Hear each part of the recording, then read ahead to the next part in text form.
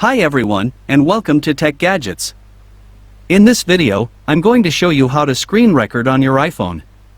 This is a great way to record gameplay, tutorials, or even just your own screen for troubleshooting purposes.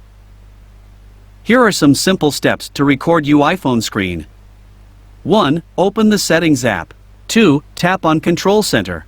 3. Scroll down and tap on the plus button next to Screen Recording. 4. This will add the Screen Recording button to Control Center.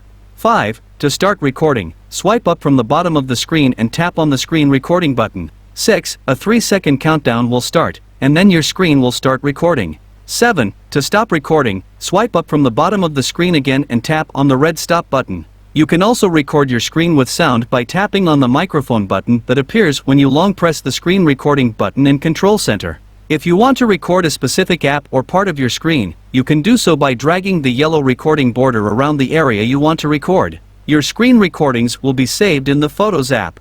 That's it. That's how you screen record on your iPhone. I hope this video was helpful. If you have any questions, please leave a comment below. Thanks for watching.